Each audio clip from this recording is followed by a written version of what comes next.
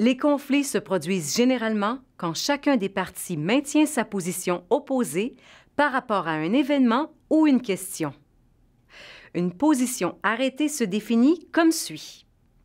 Lorsqu'un des parties soutient fermement et de façon indélogeable sa position par rapport à la relation, au processus ou à la substance du conflit. Les positions sont à propos de ce que nous voulons. I think the patient should be told today. Bad idea. Actually, she does. It needs to be done, and it should be done by me. Really? Well, no one should be telling her anything at the moment, so please wait. Don't say anything. I'll say what I want. Don't. Just leave it alone. Who do you think you are? Hey, who the hell do you think you are? Notre position devient ferme lorsque nous tenons obstinément à faire valoir notre point de vue.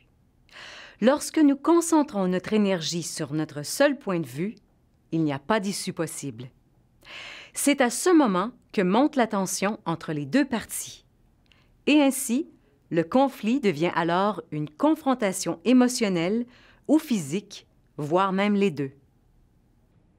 I want you back by midnight. I don't think so. Anyways, I'm not driving, so I'm not gonna make the guys come back just for me. I don't care. Be back by midnight. Or what? That's enough. End of discussion. Be back by 12 if you know what's good for you.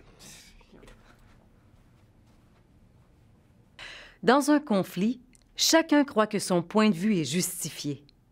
Chacun tient sa position fermement, sans aucune marge de manœuvre. Comment faire avancer une conversation qui ne mène nulle part? Comment peut-il être possible d'en arriver à une résolution? Les intérêts sont définis comme étant le désir d'en apprendre davantage sur un sujet ou une personne. Les intérêts sont la cause et la raison derrière chaque position prise dans un conflit.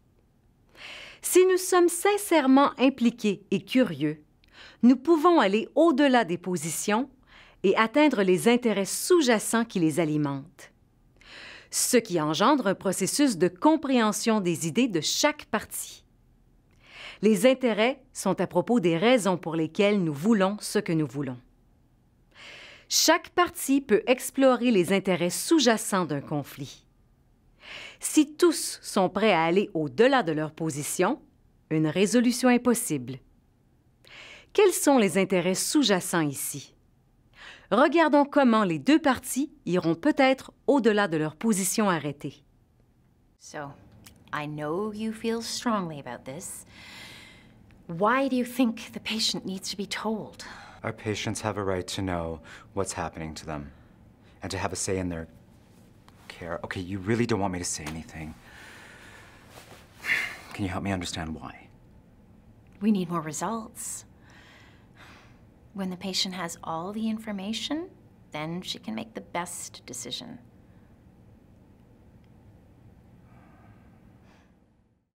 En mettant l'importance sur les intérêts, la possibilité d'exprimer nos préoccupations les plus profondes apparaît. Cela peut conduire à une perspective partagée et ouvrir la voie à une résolution conjointe des problèmes ainsi qu'à une solution.